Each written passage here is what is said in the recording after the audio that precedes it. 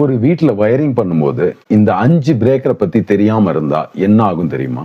Electric shock ஆகிற chance ரொம்ப அதிகம், ஷார்ட் சர்க்கியூட் ஆகிற சான்ஸ் ரொம்ப அதிகம். அது மட்டும் இல்லாம சில நேரம் வயரிங்கே கூட எரிஞ்சு போகிறதுக்கும் நிறைய வாய்ப்பு இருக்கு. அதனால இந்த 5 பிரேக்கரை பத்தி நீங்க கட்டாயம் தெரிஞ்சுக்கிட்டே ஆகணும்.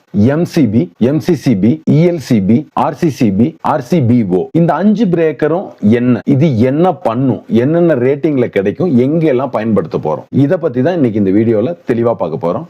நான் உங்க மின்சார மனிதன். முதல்ல நம்ம எம்சிபி பத்தி பார்க்கலாம். எம்சிபி அப்படின்னா மினியேச்சர் சர்க்கியூட் பிரேக்கர் அப்படின்னு அர்த்தம். எல்லா வீடுகள்லயும் அதிகமா பயன்படுத்துறது இந்த எம்சிபி மட்டும்தான். இந்த எம்சிபியோட வேலை என்னன்னா ஷார்ட் சர்க்கியூட் மற்றும் ஓவர்லோட், இது ரெண்டுல இருந்தும் நம்ம வீட்டை ப்ரொடெக்ட் பண்றது மட்டும்தான் இந்த எம்சிபியோட வேலை. இது என்னென்ன ரேட்டிங்ல கிடைக்கும் அப்படின்னா 6 amps, 10 amps, 16 amps, 20 amps, 25 amps, 32 amps, 40 amps, 63 amps, இந்த ரேட்டிங்ல எல்லாம் இந்த எம்சிபி கிடைக்கும். இதை எங்கெல்லாம் பயன்படுத்துவாங்க அப்படின்னா வீட்டு வயரிங்ல கம்பல்சரி எல்லா சர்க்கியூட்ஸ்க்கும் பயன்படுத்துவாங்க. Lighting circuit, power circuit, plug points, geyser, appliances, எல்லா இடங்கள்லயும் கட்டாயம் இந்த எம்சிபியை பயன்படுத்துவாங்க. கடைகள் எல்லாத்துக்குமே இதை பயன்படுத்துறாங்க. நம்ம வீட்டு டிஸ்ட்ரிபியூஷன் போர்டை நம்ம ஓபன் பண்ணா உள்ள மேக்சிமம் இது மட்டும் தான் இருக்கும். ரெண்டாவதா நம்ம பார்க்க போற breaker MCCB, moulded case circuit பிரேக்கர்னு இதை சொல்லுவாங்க.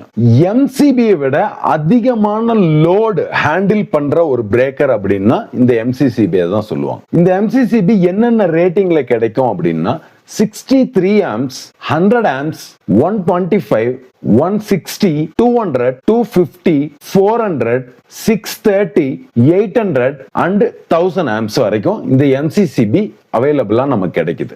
இது எம்சிபியோட வேலையும் செய்யும், அதிகப்படியான லோடையும் தாங்கும். இது ஷார்ட் சர்க்கியூட் வந்தாலும் ட்ரிப்பிங் ஆகும், ஓவர்லோட் வந்தாலும் ட்ரிப்பிங் ஆகும், அதிகமான லோடையும் தாங்கும். இதுல ஆம்பியர் ரேட்டிங்கை நம்மளால அட்ஜஸ்ட் பண்ணிக்க முடியும். அதுதான் எம்சிசிபில இருக்கிற ஒரு ஸ்பெஷல் ஆப்ஷன். இதை எங்கெல்லாம் பயன்படுத்துவாங்க அப்படின்னா commercial buildings, complex, apartment, industrials, எல்லா இடங்கள்லயுமே இதை 1000 ஆம்பியர் வரைக்கும் லோட் அப் பண்ண வேண்டிய எல்லா இடங்கள்லயுமே இந்த எம்சிசிபியை பயன்படுத்துவாங்க. மூணாவதா நம்ம பார்க்க போறது ELCP, earth leakage circuit breaker இதோட பேரு. இது எர்த் லீக்கேஜ் வந்தா அதை டிடெக்ட் பண்ணி நமக்கு இமிடியேட்டா ட்ரிப் பண்ணி கொடுக்கும். நம்ம வீட்டு அப்ளையன்ஸோட பாடியில கரண்ட் ஃப்ளோ, லீக்கேஜ் கரண்ட் இருந்தா நம்ம தெரியாம அதுல கை வைக்கும் போது நமக்கு ஷாக் அடிக்கிற வாய்ப்பு அதிகம். இந்த சூழ்நிலையில நம்மளை காப்பாத்துற இந்த டிவைஸ் பேரு தான் இஎல்சிபி.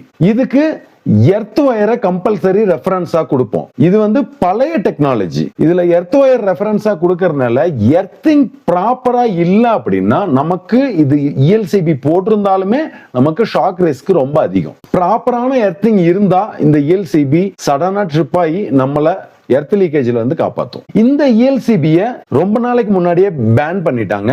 ஏன் அப்படின்னா இதுக்கு எர்த் ரெஃபரன்ஸ் கொடுக்கறதுனால எர்த்திங் சரியா இல்ல அப்படின்னா கரண்ட் நம்ம பாடியில பாஸ் ஆகும். ஒரு குறிப்பிட்ட அளவு கரண்ட்டுக்கு மேல நம்ம பாடியில ஃப்ளோ ஆகும்போது மட்டும்தான் இந்த இஎல்சிபி ட்ரிப் ஆகும். ஒரு மினிமம் கரண்ட் போயிட்டு இருக்கும் போது ட்ரிப் ஆகாது. ஆனா அந்த மினிமம் கரண்ட் நம்மளை கட்டாயம் பாதிக்கும். சோ இது வந்து ஒரு 100% ப்ரொடெக்டிவான டிவைஸ் இல்ல அப்படிங்கறத புரிஞ்சுக்கிட்டு இஎல்சிபியை பல கண்ட்ரீஸ்ல பேன் பண்ணிட்டாங்க. அதனால இத ஆரம்ப காலகட்டத்தில் மட்டும் பயன்படுத்தினாங்க. இப்ப இஎல்சிபி யாரும் பயன்படுத்துறது இல்லை. இன்னைக்கும் மார்க்கெட்ல நமக்கு இஎல்சிபின்ற பேர்ல நிறைய டிவைஸ் கிடைச்சிட்டு இருக்கு. ஆனா அதுக்கு நம்ம எர்த் ரெஃபரன்ஸ் கொடுக்க மாட்டோம். நல்லா கவனிச்சு பாத்தீங்கன்னா தெரியும். இதுக்கு பேரு ஆர்சிசிபி. ஆர்சிசிபியை தான் இஎல்சிபின்ற பேர்ல கொடுத்துட்டு இருக்காங்க. அடுத்து நாலாவதா நம்ம பார்க்க போறது இந்த ஆர்சிசிபி பத்தி தான். ஆர்சிசிபின்னா என்ன? Residual current circuit breaker. இது இஎல்சிபியோட அட்வான்ஸ்டு வெர்ஷன் அப்படின்னு சொல்லிக்கலாம். இதுக்கு எர்த் ரெஃபரன்ஸ் எதுவுமே நம்ம கொடுக்க மாட்டோம். அப்புறம் எப்படி இது டிடெக்ட் பண்ணி நம்மளை காப்பாத்து அப்படின்னா ஃபேஸ் கரண்ட்டையும் நியூட்ரல் கரண்ட்டையும் ரெண்டுலயும் போற கரண்ட் சமமா இருக்கா அப்படிங்கறத செக் பண்ணி நம் எர்த் லீக்கேஜ் எங்கேயாவது இருந்தது அப்படின்னா ஃபேஸ்ல போற கரண்ட் எர்த்லயும் கொஞ்சம் போயிட்டு இருக்கும். அப்ப நியூட்ரல்ல வந்து நமக்கு ரிட்டர்ன் ஆகிறது கொஞ்சம் கம்மியா தான் ரிட்டர்ன் ஆகும். அப்ப ஃபேஸ் கரண்டையும் நியூட்ரல் கரண்டையும் செக் பண்ணி அப்ப கரண்ட் எங்கேயோ லீக்கேஜ் இருக்கு அப்படிங்கறத அதுவா புரிஞ்சுக்கிட்டு இது நம்மளை ப்ரொடெக்ட் பண்ணுது. இமீடியட்டா ட்ரிப் பண்ணி இது நம்மளை ப்ரொடெக்ட் பண்ணுது. இதோட ட்ரிப்பிங் டைமிங் எப்படி இருக்கும் அப்படின்னு பாத்தீங்கன்னா 30 மில்லி செகண்ட்ல இது நம்மளை ட்ரிப் பண்ணி நம்ம உயிரை காப்பாற்றும். அதாவது ஒரு செகண்ட் கூட இல்ல, 0.03 செகண்ட்ல ட்ரிப் பண்ணி இது நம்மள ப்ரொடெக்ட் பண்ணுது. இது என்னென்ன ரேட்டிங்ல கிடைக்குது அப்படின்னா 16 amps, 25 amps, 40 amps, 63 amps, 100 amps, இந்த 5 ரேட்டிங்ல நமக்கு இந்த RCCB கிடைக்குது. அது மட்டும் இல்லாம இதோட சென்சிட்டிவிட்டியை பொறுத்து 30 milli arms, 100 milli arms, 300 milli arms அப்படின்னு 3 வேரியன்ட்ல இது நமக்கு கிடைக்குது. 30 மில்லி ஆம்ஸ் வேரியன்ட்டை கம்பல்சரி வீடுகளுக்கு பயன்படுத்துவோம். 100 மில்லி ஆம்ஸ் வேரியன்ட்டை அப்பார்ட்மெண்ட், இண்டஸ்ட்ரியல் அந்த மாதிரி இடங்கள்ல பயன்படுத்துவோம். 300 மில்லி ஆம்ஸ் வேரியன்ட்டை ஃபேக்டரிஸ்ல எல்லாம் பயன்படுத்துவாங்க. இப்ப நம்ம 5ஆவதா பார்க்க போற breaker RCBO, residual current breaker with overload. சிம்பிளா சொல்லணும்னா இது MCBயையும் RCCBயும் சேர்த்து செஞ்ச ஒரு டிவைஸ் தான் இந்த RCBO. இது ஷார்ட் சர்க்யூட்டையும் ப்ரொடெக்ட் பண்ணும், ஓவர்லோடையும் ப்ரொடெக்ட் பண்ணும், ஹியூமனை ஷாக்ல இருந்தும் ப்ரொடெக்ட் பண்ணும். இது என்னென்ன ரேட்டிங்ல கிடைக்கும் அப்படின்னு பாத்தீங்க அப்படின்னா 6 amps, 10 amps, 16 amps, 20 amps, 32 amps, 40 amps, இந்த மாதிரி ரேட்டிங்ல எல்லாம் இந்த RCBO கிடைக்கும். இந்த RCBO-வை எங்கெல்லாம் பயன்படுத்துவாங்க அப்படின்னா இன்னைக்கு இருக்கிற மாடர்ன் ஹவுசஸ் எல்லாத்துலயுமே இந்த RCBO பயன்படுத்துறாங்க. அது மட்டும் இல்லாம சென்சிட்டிவ் எக்யூப்மெண்ட் இருக்கிற இடங்கள்ல இந்த RCBO-வை பயன்படுத்துறாங்க. ஹாஸ்பிட்டல்ஸ், டேட்டா சென்டர்ஸ், இந்த மாதிரி இடங்கள்ல இந்த RCBO பயன்படுத்துறாங்க. சிம்பிளா ஒரு கம்பேரிஷனுக்கு வரலாம். MCB அப்படின்னா ஓவர்லோட் பிளஸ் ஷார்ட் சர்க்யூட், இது ரெண்டும் மட்டும் செய்யும்.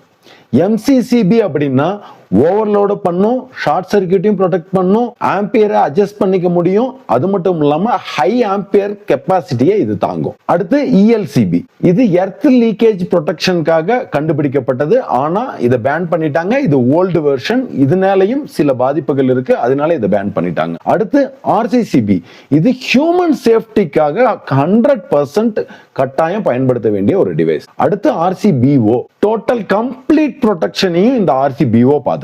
ஓவர்லோட பார்த்துக்குது, ஷார்ட் சர்க்யூட்டை பார்த்துக்குது, எர்த் லீக்கேஜை பார்க்குது, ஹியூமன் சேஃப்டியை பார்க்குது. இது எல்லா டோட்டல் கம்ப்ளீட் ப்ரொடெக்ஷனையும் இந்த RCBO பார்த்துக்குது. ஒரு வீட்டுக்கு மினிமம் சேஃப்டி வேணும் அப்படின்னா MCB மட்டும் போட்டா பத்தாது, கட்டாயமா RCCB இதோட சேர்த்து நம்ம போட்டிருக்கணும். அப்பதான் நம்ம வீட்டுக்கு உண்டான மினிமம் சேஃப்டியே கிடைக்கும். நீங்க எலக்ட்ரிஷியனா இருக்கலாம், அல்லது நார்மல் யூசரா இருக்கலாம், சாதாரணமா இதை பார்த்துட்டு இருக்கிற பொதுமக்களா இருக்கலாம். நீங்க யாரா இருந்தாலும் கட்டாயமா இந்த 5 டைப் ஆஃப் பிரேக்கரை பத்தி கட்டாயம் நீங்க தெரிஞ்சே ஆகணும். இதை பத்தின நாலேஜ் கட்டாயம் உங்களுக்கு வேணும். இந்த மாதிரி எலக்ட்ரிக்கல் அவேர்னஸ் வீடியோவை உங்ககிட்ட கொண்டு வந்து சேர்க்கறது தான் இந்த சேனலோட நோக்கம்.